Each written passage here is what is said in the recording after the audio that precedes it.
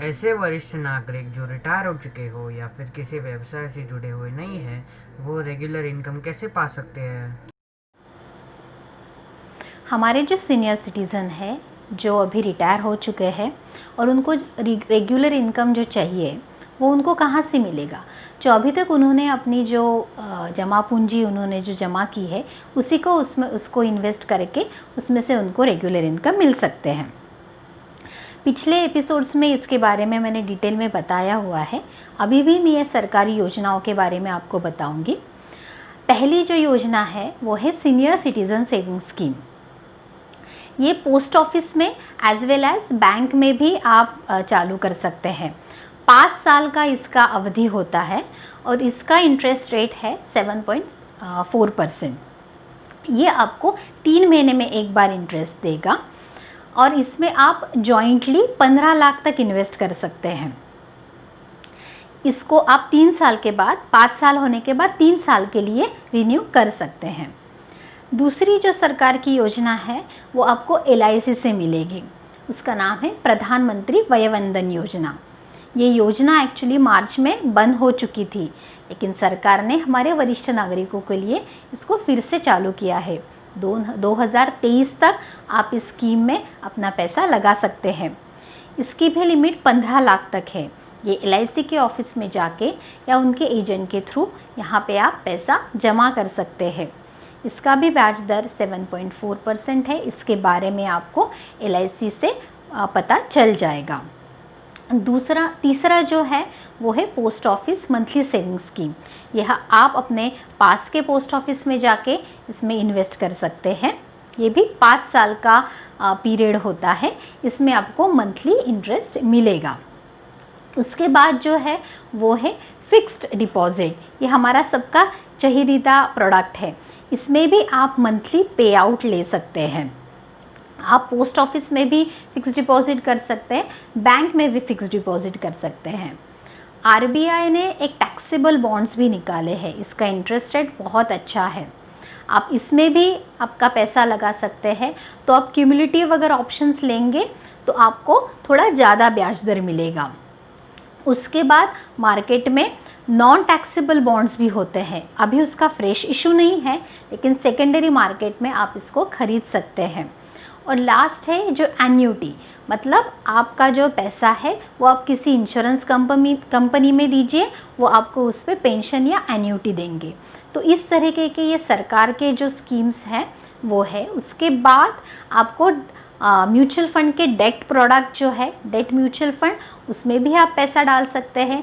वहाँ से भी आप रेगुलरली इनकम ले सकते हैं, लेकिन उसके लिए आप सिर्फ लिक्विड फंड को ही देखिए। लिक्विड फंड में थोड़ा पैसा डालिए और सिस्टमैटिक विड्रॉल प्लान के जरिए उसमें से थोड़ा थोड़ा पैसा निकालिए।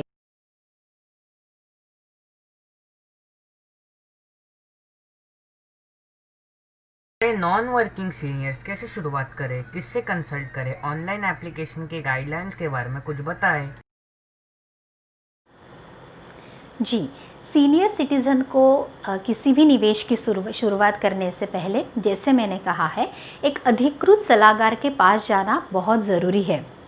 देखिए, अभी आप रिटायर हुए हैं, आपके पास अच्छी खासी जमा पूंजी है, तो आपको कोई भी राह चलता या कोई भी ऐसा एजेंट जिससे उसको फ़ायदा होगा, आपके पास आके इन्वेस्टमेंट के बारे में बताएगा। तो सबसे पहले चीज़ है, आप खुद जानिए कि आपका पैसा आप कहाँ लगा रहे हैं। उस प्रोडक्ट को अच्छी तरीके से पहचानना बहुत ज़रूरी है। अगर आप उस एजेंट के बारे में पता करना भी बहुत ज़रूरी है। उसके बारे में अगर आपको कुछ डाउट्स हैं तो प्लीज़ क्लियर कर लीजिए। अधिकृत एजेंट हो या अधिकृत सलाहकार हो, उसी के पास जाना बहुत ज़रूरी है। मैं एक सेबी रजिस्टर्ड इन्वेस्टमेंट एडवाइज़र हूँ। हमारा प्रॉपर लाइसेंस होता है। तो हमारे जैसे अगर आप सलाहकार के पास जाएंगे तो आपको एक अनबायस्ड, एक बहुत अच्छी तरीके की सलाह मिल सकती है। तो शुरुआत करने के लिए, जैसे मैंने कहा, हमारे लोगों के पास अगर आप आएंगे तो आपको जो चीज़ें करनी है, आपका पोर्टफोलियो आपके हिसाब से कैसे बनाना है, वो सब बातें आप हमारे साथ डिस्कस कीजिए, शेयर कीजिए आपके जो वरीज़ है, आपके जो गोल्स है, आपको किसके लिए पैसा चाहिए, कितना चाहिए, उसके बारे में आप इन सलाहकारों के साथ डिस्कस कीजिए। जैसे पहले मैंने कहा था कि ऑनलाइन चीज़ें बहुत सारी अवेलेबल है, आपको ये टेक्निक सीखनी होगी। जब आप ये टेक्निक सीखेंगे तो घर बैठे ही आप ये सब चीज़ें स्टार्ट कर सकते हैं। अब गवर्नमेंट ने भी, बहुत सारे बैंकों ने भी ऑनलाइन एप्लीकेशन सुविधा शुरू की है। पोस्ट ऑफिस में भी उनका एक ऐप है, उस द्वारा आप निवेश कर सकते हैं।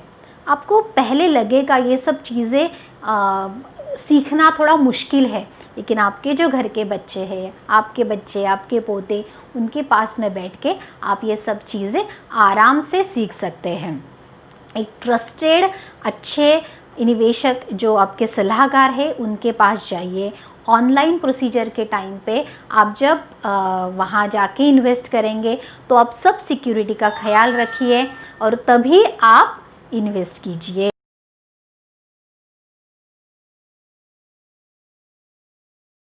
आपके द्वारा बताए गए दिशा निर्देश का अगर पालन किया जाए तो नॉन वर्किंग सीनियर्स को कैसे फायदा का लाभ हो सकता है?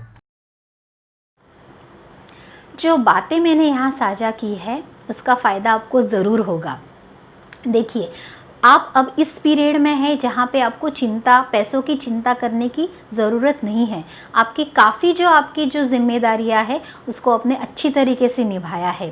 पूरे आपके वर्किंग लाइफ में आपने बहुत मेहनत करके अच्छा सा पैसा कमाया है। जो पेंशन मिल रहा है आपको, जो आप जैसे लोगों में से जो फॉर्चुनेट है, उनको अगर पेंशन मिल रहे हैं, तो वो तो काफ़ी सुखी है। जो प्राइवेट एम्प्लॉय है, जिन्होंने अभी रिटायर हो चुके हैं, उनको पेंशन की सुविधा नहीं है, लेकिन ग्रेच्युटी, पीएफ और पीपीएफ अगर है तो उसका भी पैसा काफ़ी सारा है।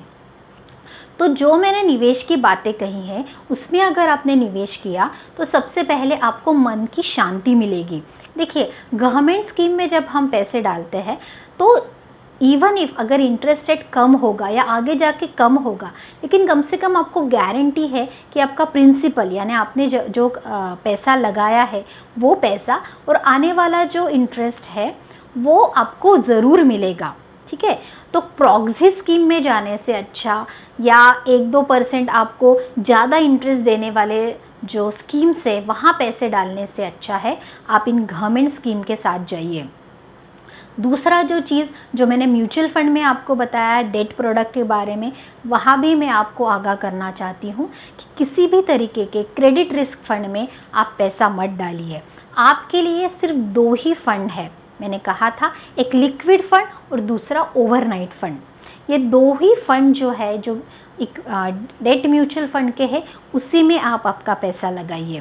दूसरे कोई भी अगर स्कीम आपको म्यूचुअल फंड डिस्ट्रीब्यूटर बताइए तो उससे 4 हाथ दूर रहना ही आपको फ़ायदा देगा। तो ज़रूर जो बातें मैंने शेयर की है उसका आपको लाभ रहेगा। और जैसा मैं कहती हूँ हमेशा कि ज़्यादा जो लोभ या ज़्यादा जो ग्रीड रहता है ज़्यादा पैसा कमाने की, वो आपको आगे जाके नुकसानदेही हो सकता है।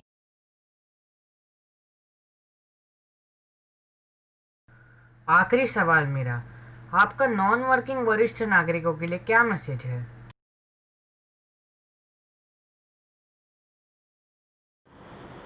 हमारे जो नॉन वर्किंग सीनियर सिटीजन्स है, उसके लिए मेरा मैसेज यही होगा कि जब आपने अभी तक बहुत सारे जीवन में उतार चढ़ाव पहले ही देखे हैं, अपने वर्किंग लाइफ में भी आपने बहुत सारी चीज़ें देखी है जहाँ पे आप जो चाहते थे वैसी चीज़ें नहीं हुई, फिर भी आपने अच्छा पैसा जमाया और जो भी है आपने जमा पूंजी की है। आगे चल के जो भी मुश्किलें अगर आपके पास आएंगी तो आप उसमें धैर्य बना के रखिए। आपका जो टेम्परामेंट है उसको ठीक तरीके से रखिएगा। जो भी चुनौतियाँ होगी, अगर उसको हम ध्यान दे के अगर उसको सामना करेंगे तो कोई भी मुश्किलात नहीं आएगी। 2-4 चीज़ें होती है जिसको हमें फॉलो करना होता है।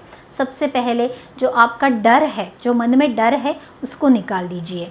उसके बाद ज़्यादा ग्रीड, ज़्यादा पैसे कमाने की जो इच्छा होती है इंटरेस्ट के रूप में, उसको आप कम कीजिए। हमेशा गवर्नमेंट के जो अच्छे जो योजनाएं हैं उसमें अपना पैसा लगाइए। और उस तरीके से जो पैसा आपको मिल रहा है ब्याज के हिसाब से या पेंशन के हिसाब से, उसी में हमारा खर्चा कैसा निकले वो आप देखिए। और जो लास्ट जो है, जैसे मैं कहती हूँ हमेशा कि आप अच्छे से आर्थिक सलाहकार के पास जाइए और उन्हीं से बात करके अपना पोर्टफोलियो बनाइए और उन्हीं के साथ जाके इन्वेस्टमेंट कीजिए। जो धैर्य के साथ, जो अच्छी तरीके से चीज़ें जानकर जो प्रोडक्ट में आप इन्वेस्ट कर रहे हैं उसके प्रोज एंड कॉन्स, मतलब उसके जो अच्छाई या बुराई जो भी है उसको जान के अगर आप इन्वेस्टमेंट करेंगे तो आपको मानसिक जो शांति है वो हमेशा बनी रहेगी। ये जो रिटायरमेंट का पीरियड है ना, ये आपका बहुत गोल्डन पीरियड है। इसके लिए आप पैसों की चिंता न करते हुए अच्छा जो समय है अपने फैमिली के साथ बिताना, दोस्तों के साथ बिताना, अच्छी कुछ जो रीडिंग है वो करना, आपके जो हॉबीज जो रह गए हैं उसको अच्छे तरीके से निभाने का समय है। इसलिए पैसों के बारे में जो भी मुश्किलात है उसको हम धीरे धीरे आपको हेल्प ही करेंगे उसको सॉल्व करने के लिए। तो जो मैंने सुझाव दिए हैं उसको आप ज़रूर पालन कीजिए और धीरे धीरे चीज़ें अच्छी होती जाएगी।